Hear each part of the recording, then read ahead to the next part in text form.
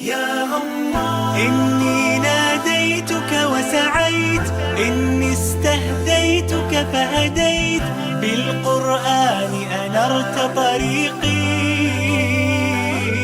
يا الله إني ناديتك وسعيت، إني استهديتك فهديت، بالقرآن أنرت طريقي.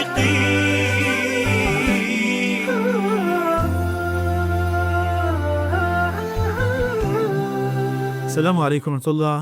Ahlan wa sahlan, and welcome to a new episode of the Fahada podcast from our new studio here in Istanbul. Alhamdulillah, we've been working hard for the last couple of months getting this set up. So inshallah, we can bring you quality Islamic content. Before we get started and I introduce our guest, I want to remind you guys to don't forget to subscribe, like, and share to our channel, and also turn on the bell icon so you get notified when we're releasing new episodes. So let's get started. I'll introduce our guest. Assalamu alaikum warahmatullah. Brother Abdur Rahman. I'm very grateful for being. I've never been to one before, any pattern about my coming to the day. So I'm very thankful for that. Barakallahu Fik for accepting the invitation and giving us insight into your life and your motivations. So let's get started. If you could just tell us a bit about yourself, how old you are, your background, where you're living. Well, at the moment, I live in Istanbul, in Fatih. I'm originally from Sri Lanka. Okay, sure. And I went to UK, United Kingdom, in the 80s. And ever since I've been living there. When I got married in UK, I became a Muslim in the UK. Well, now Was it as a result of the dawah work in the UK? Not really, no. It's just my own thoughts. Okay. Change of plans, basically.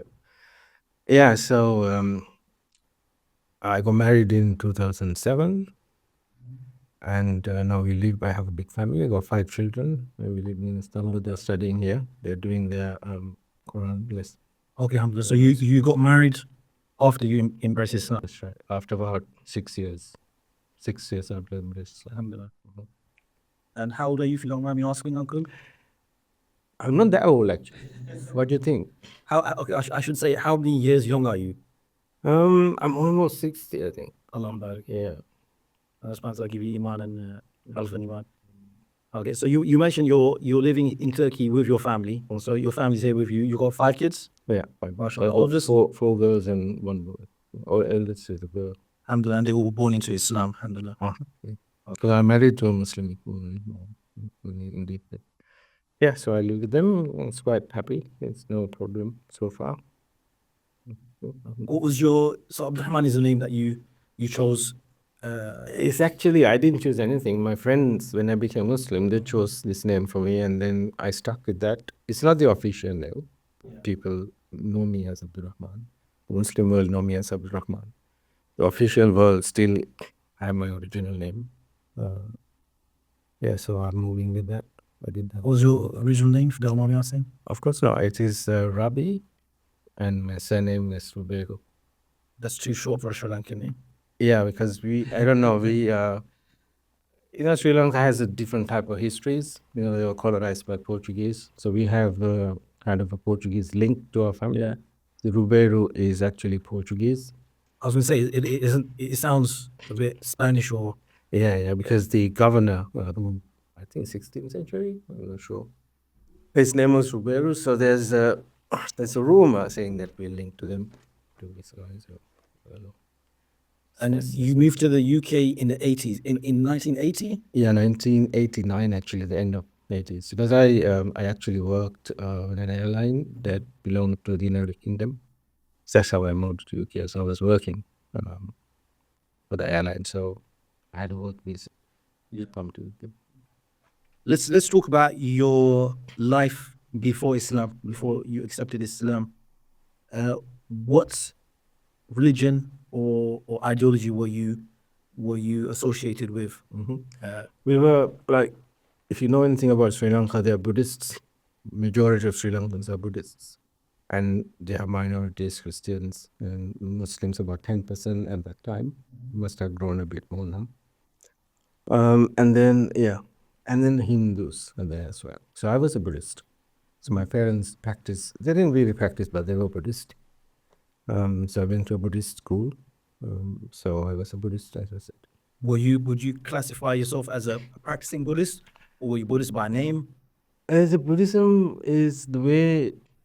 My father didn't push us to like do ritual. We did rituals in public, but at home we were just named Buddhists. But in school, because I went to one of the leading schools in Sri Lanka, and that was a Buddhist school. They only accept Buddhists in the school. And I happened to be the president of the Buddhist Association as well. So I was quite religious in that sense. Okay.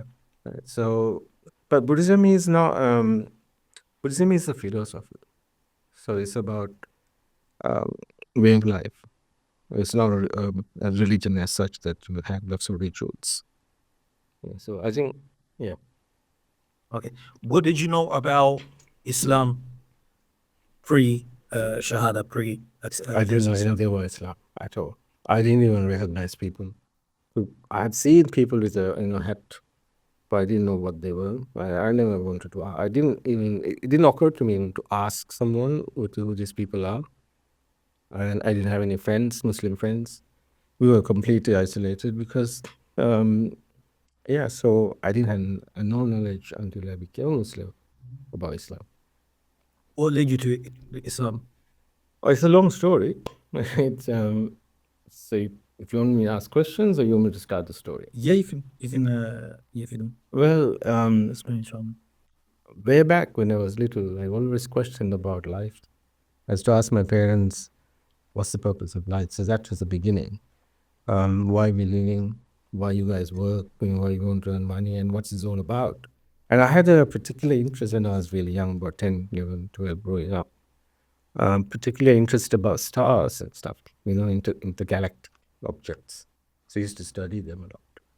And once I came across this, those days, like, we didn't have Hubble telescopes and things like that, right? We didn't know much about space like now. Because we didn't have no computers at that time. I was born into a world. There's no computers, no televisions, nothing like that. We read books. It's the first books I was reading about Arthur C. Clarke, if you've heard of this name. He's a scientist who discovered the satellites. He's the father of satellites, actually, communication satellite. He's the one who said, he lived in Sri Lanka, actually. He's an American scientist. He's the one who wrote Odyssey. You remember the Odyssey? I've heard of it, yeah. In 2000, yeah. Space Odyssey. Yeah, that's right. So he's the author. So I used to read these books. And then I came across this, it's a star quite similar to our star, Sun. It's called, I can't remember really the name, I think Sigma X or something. It's like 25 million light years away from our Sun. When I learned about this 25 million light years, I started thinking, this is the beginning of me start thinking about real purpose of life. If you're 25 million light years away, what is our life on Earth if I'm on that star, 25 million light years? That it'd be like that. Think about it. In a second, we'll be born and dead, right? That fast it is. 25 million light years is like, you can't even imagine the distance between. And such a huge place, we are quite isolated. And it seems like everything has a purpose.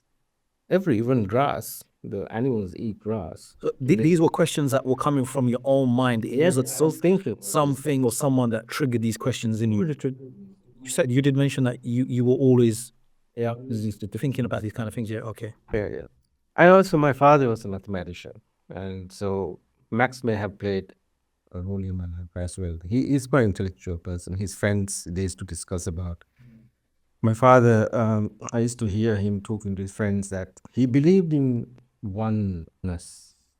That one thing controls the whole universe. He used to say that otherwise it would be chaotic. It has to be governed by one thing. Then he also used to say that he was a communist. The USSR, he was the superpower at that time. So we were all communists. but you don't need to worship that. So I used to say that. But it has to be governed by one thing. So these kind of thoughts may have gone into my brain to develop ideas, concepts in my head. So I grew up like that, asking these questions, but I never found any answers. Carried on into the 20s and the 30s. You were asking these questions that were directed to yourself and the Buddhist kind of establishment? No, really, no. I asked myself, I asked my my mom, my dad these questions, and other people, and even friends. But I used to read a book. I used to read a lot. So I used to go to libraries. We didn't have no Google, right? So I used to read. I used to read books to understand what's going on about planets and things like that. And then particularly about the solar eclipse, the lunar eclipse, these kind of things. It's amazed me and how accurate these things are. How can it be? There's gigantic planetary objects, right, meeting each other at precise moments in the precisions of the circle. Meaning the circle when it covers, there's no what you call it fits. When a lunar eclipse happens, it fits exactly these three planets in line. It fits. It covers up the moon. It covers up the sun. And this just can't be coincidence. Yeah. So then the other matter was like, if you look at everything on Earth, everything has a purpose, and at the top of the whole system is the man. And I question myself, okay, man has no purpose. That can't be true. There must be something to this. Because if you look at everything, it has purpose, right? And then on top of all of this, the man. And for someone to turn around and say, man has no purpose, they left a big question mark. So that emptiness, or not emptiness, but that lack of answers to your questions, how did that eventually lead to other? Yeah, like even if you look at Buddhism doesn't give that kind of answers. Because Buddhism is a philosophy, and it talks about how to live your day-to-day life. Yeah. And when it comes to death, they believe in reincarnation, right? You'll be reborn. But then I studied Buddhism, so when this question was asked from Buddha once upon a time, Buddha gave an example of the bubbles that creates when a water drops. He said that two bubbles are the same origin, but they are not the same. It's not one after the other. They're the same origin, but they're not related.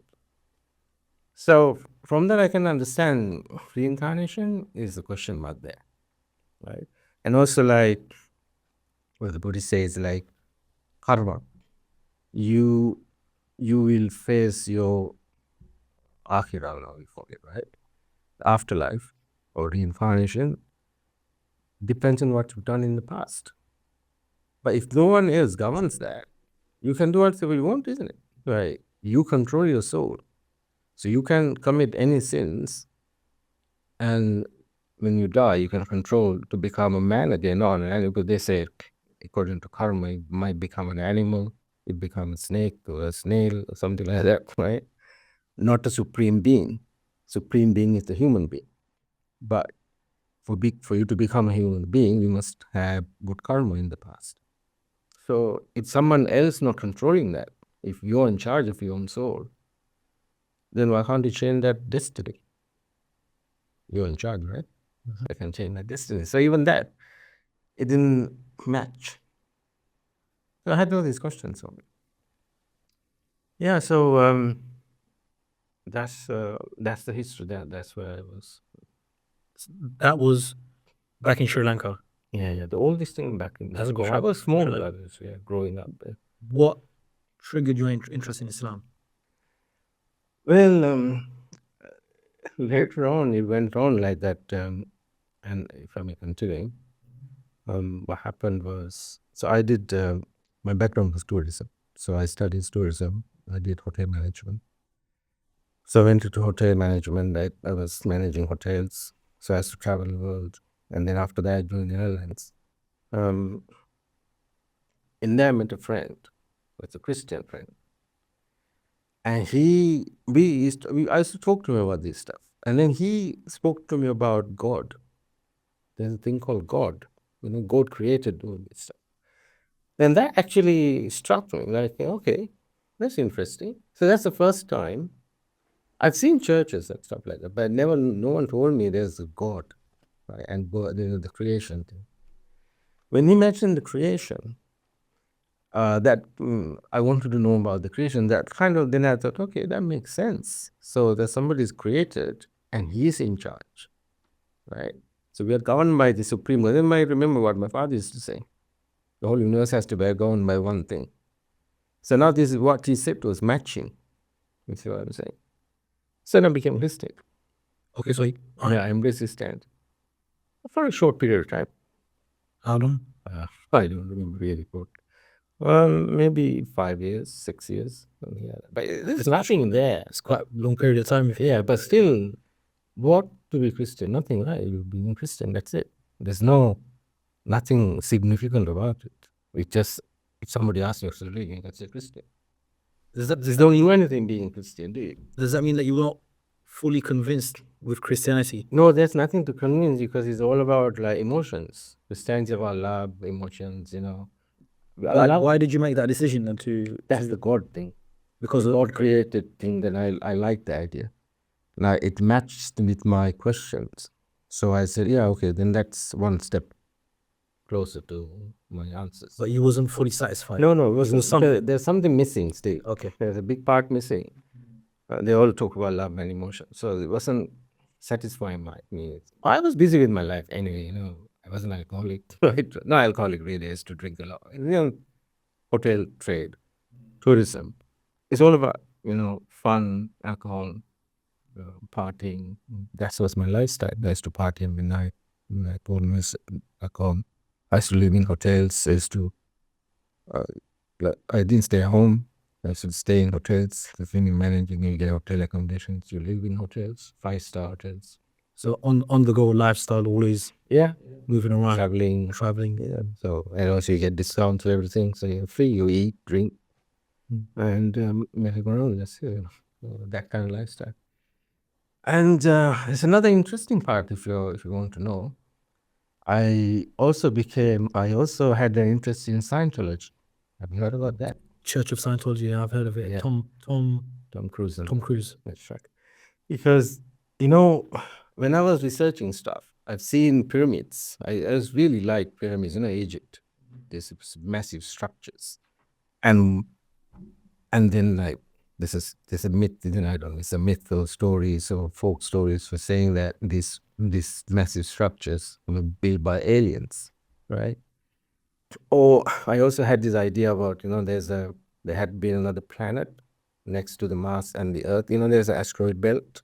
There used to be a planet there and got destroyed by hitting by. It's a twin star. The twin star of our sun called Nemesis.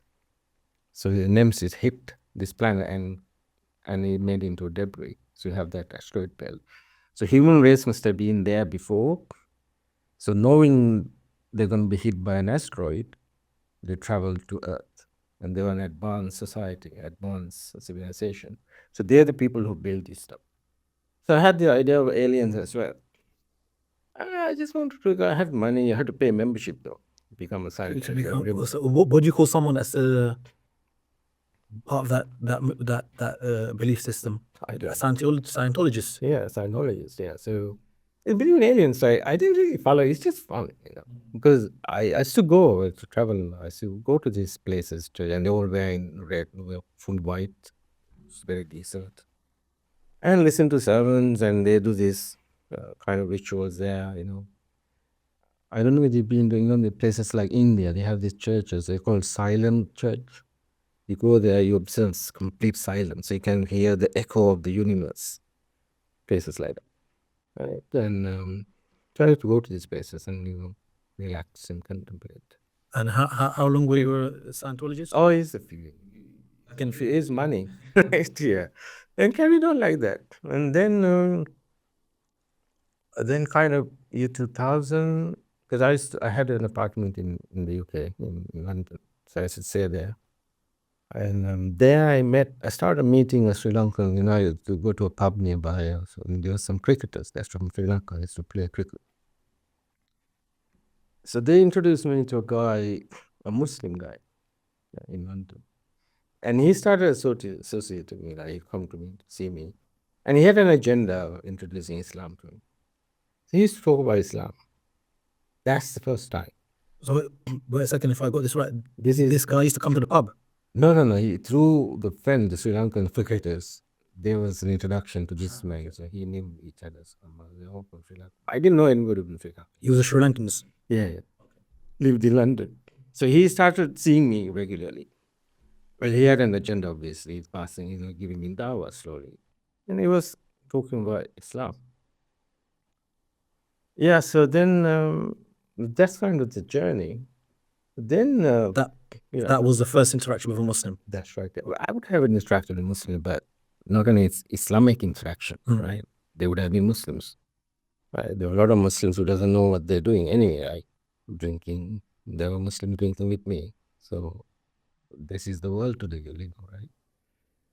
And also something very special happened. One of those days, I can't remember really. I had a dream, a very profound dream. And there was a light.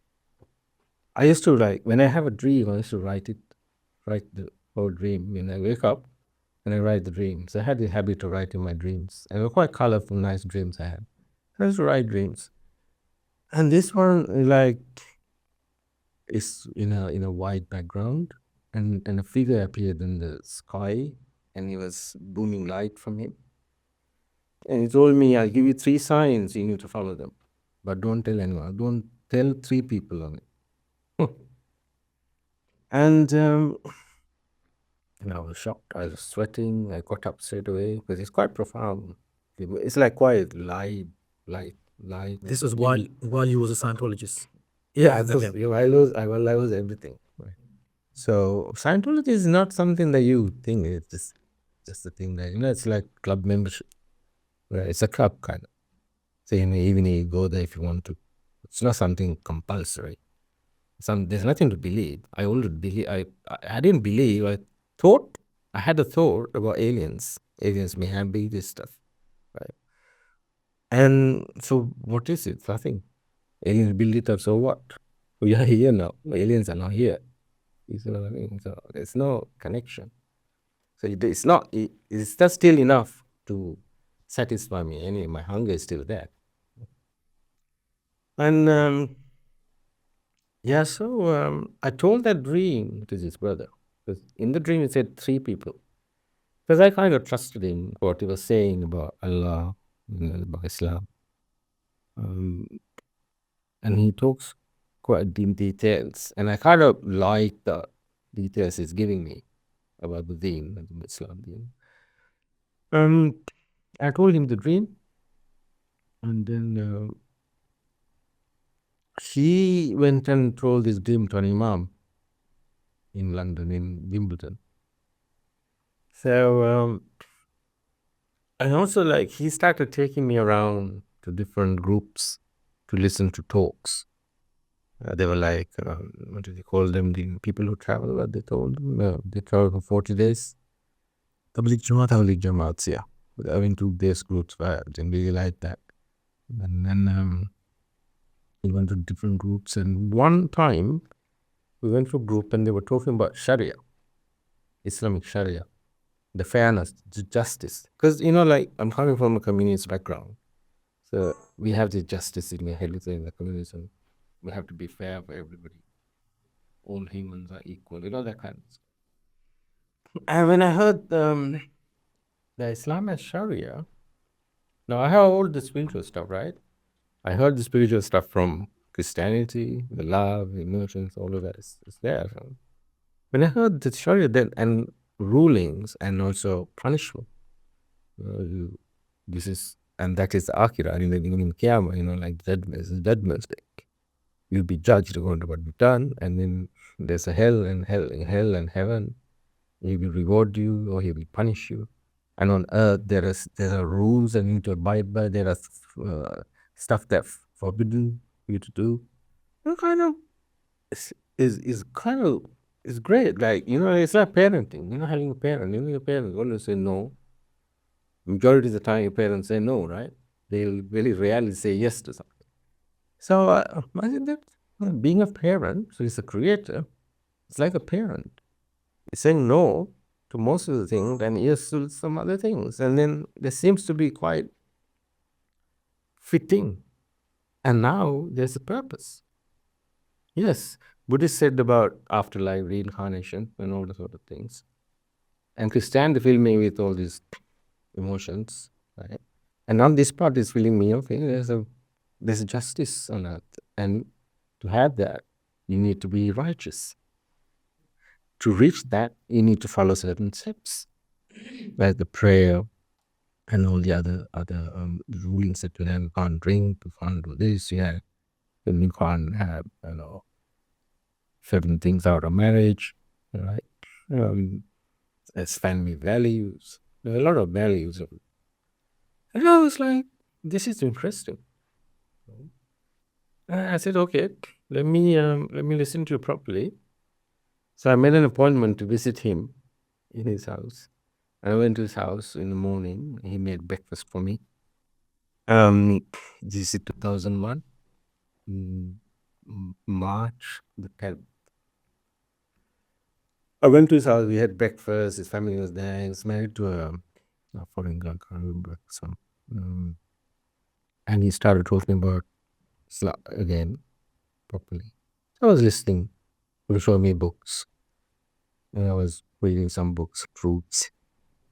He showed me the Quran. Well, I didn't understand Quran, but I looked at it. And so we spoke till evening, till about Maghrib time. And by Maghrib, I'm convinced.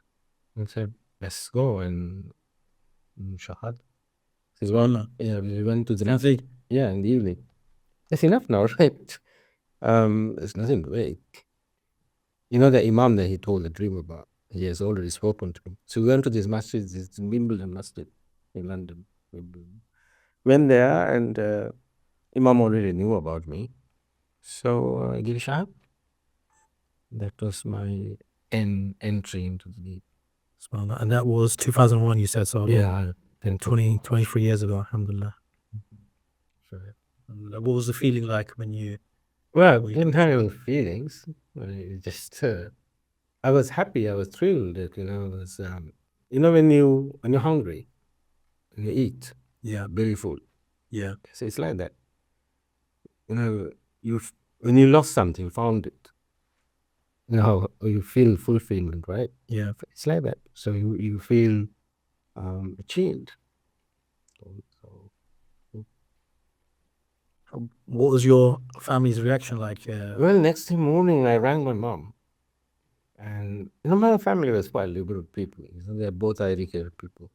They didn't restrict us from anything. He said, do what you want. Right? So I called my mom and I said, I embrace Islam. And she said, it's okay, if you're happy with that. Right?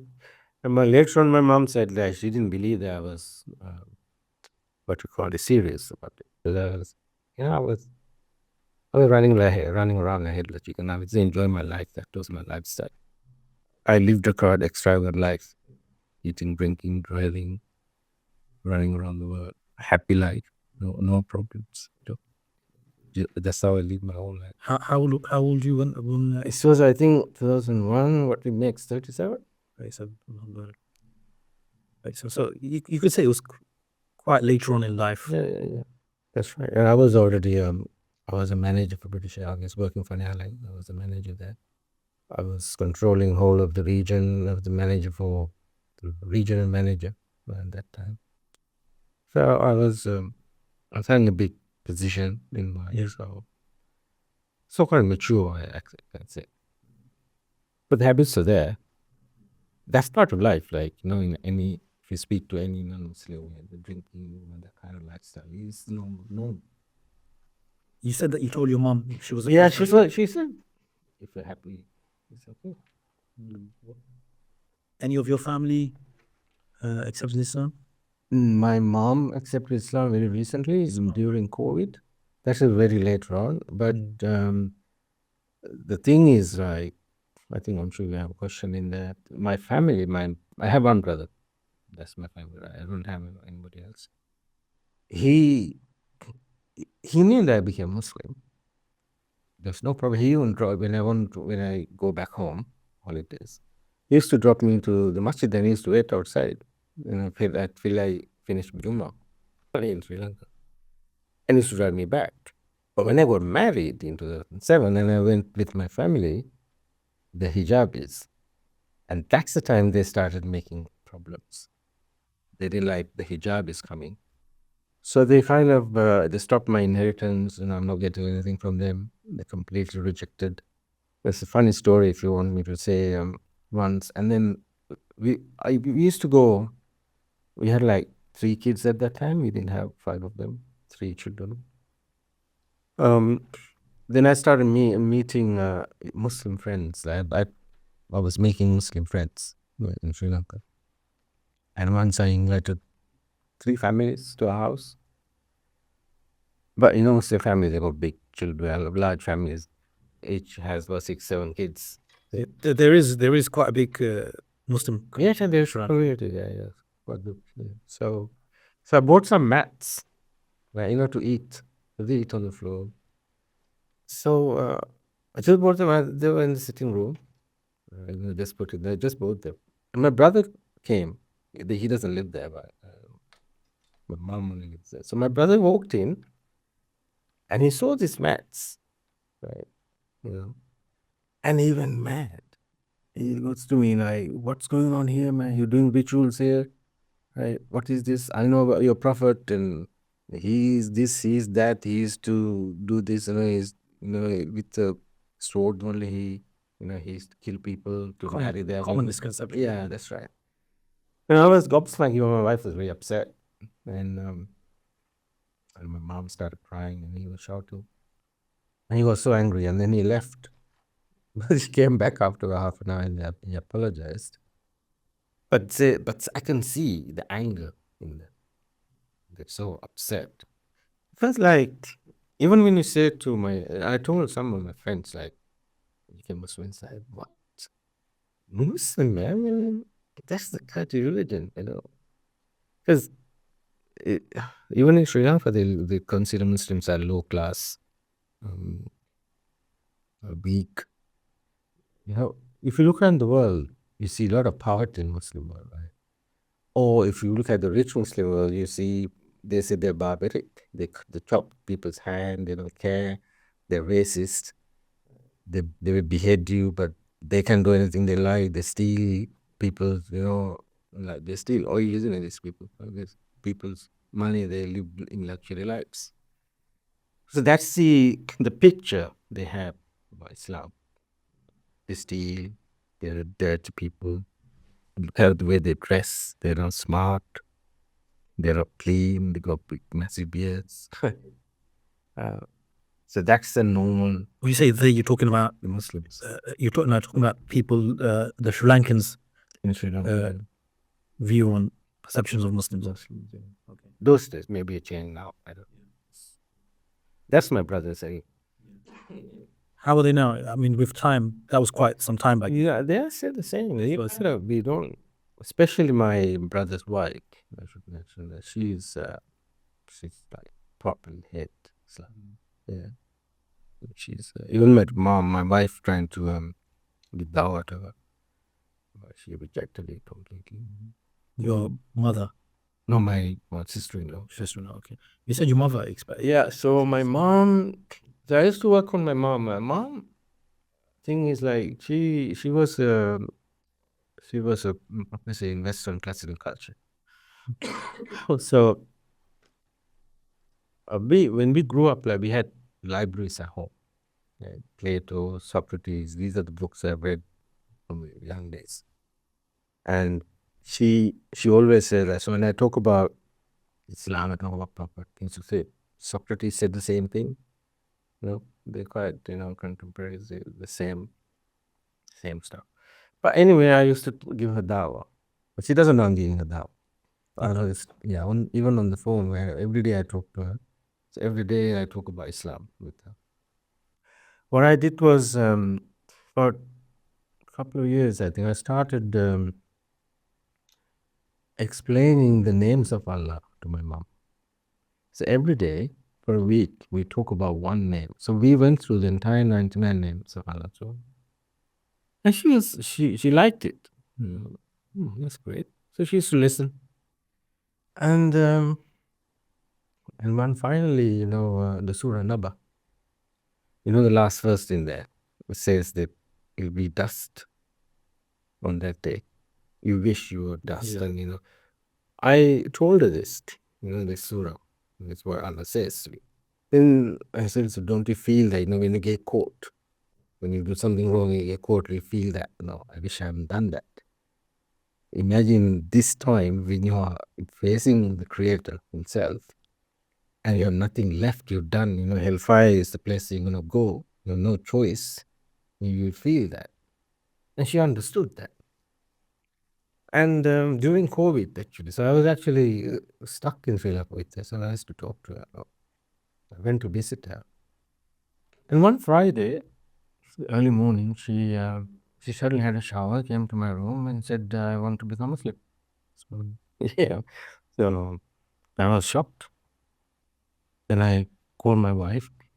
She was in UK. And so she gave Shahada to my mom over the phone.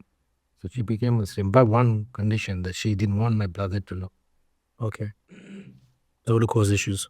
Yeah, she don't know. She was scared of him. Obviously, he's old.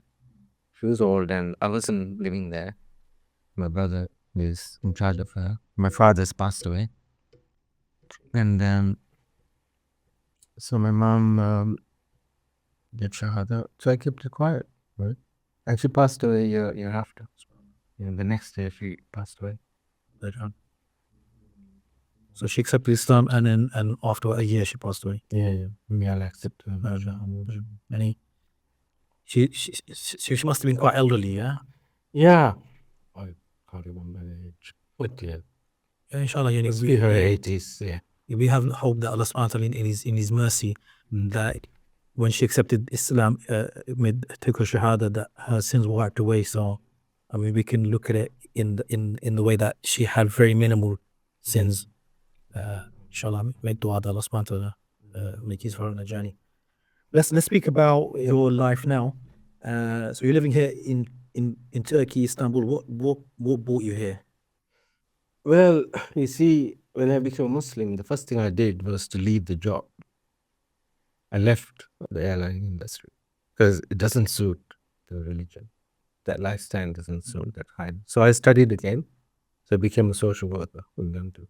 Okay. So I did social work and carried on like that. And when you become a social worker, you get to know the dirt in the world, how bad it is, right? And then you become Muslim, and we can see way forward, especially when you have children. We want to first give them the deen before the dunya. That was one of the main reasons that we left. So then I moved to Birmingham and I got married. Birmingham Sharif. Yeah, good. And then I was working for NHS then, so I left social work. So I became manager for primary care trust, PCT. PCT called primary care trust. This was abolished in 2012. So I was I was manager for service manager for Birmingham. And when the primary care trust was abolished by, I think, Tony Blair, Cameron's time, I was made redundant. And after that, I studied again to become a counselor. So I was doing counseling, CBT kind of thing. And I was free after that, because that was freelance. So me and my wife, we both decided we need to leave this place. We never send our children to school anyway. In the UK. Yeah, we were homeschooled from day one. Because we didn't like, we don't want them to get brainwashed, basically. Right? We want them to get the deen first. But that's the important thing. Right. So we left. Initially we thought go to Sri Lanka. So that that kind of thing happened in Sri Lanka. We were there. My brothers, they were resisting. And also they They didn't like our children. They were telling tales about Buddhism and stuff, trying to change their minds. Yeah. So that wasn't a good environment either. So we decided to come back. Then we went to Morocco. Morocco didn't work out either. Came to Istanbul. Istanbul, alhamdulillah, the children managed to, they mastered the Arabic language in Turkey. All of them speak Arabic. And they're doing HIPs. All of my children doing HIPs. So that's the priority. And you've been here how long now? It's about 4 years now. 4 years. Yeah. So our priority is them to master their deen, and then we're going to come to the dunya subject. So they have to live as well. We're not ignoring that part and teaching them other aspects of life as well. Okay, looking forward, what are your future aspirations? Are you planning to stay here now? Is that that's it, you made your hijrah to Turkey? This is I don't know. We haven't settle down. made any plans as such about hijrah. We just want to get the education for the children. And wherever Allah takes us, we will go. So we don't have any that kind of plans. And so every day we're looking at the progress of what the children are making. Yeah. And we're sacrificing everything for them. So that's our agenda. Nothing else. Is the benefit of the children. That's right. Well, let's try to make it easy for you. Okay, we'll try and give you last few questions then before we wrap up. What advice would you give to those that similar to how you had questions, you weren't satisfied with what you were the life you were living? What advice would you give those people? Well, what I've seen so far is that there's a clear difference between a born Muslim. I'm not saying it's not a blanket statement. There are people, but a lot of Muslims, they don't really appreciate the religion. They don't see the way. They probably are. I'm sure there are learned people, but a lot of people in the West, in majority in the UK, don't see Islam the way it should be seen, right? And I remember a small snapshot of something that I remember. When I became Muslim, my background being social work and stuff like that, I started this Tarbiyah program for children. Whatever I knew, I organized groups. We used to group of kids, youth basically. I talked to them. And one of the time, there were two brothers coming to the sessions, and one of the brothers didn't come.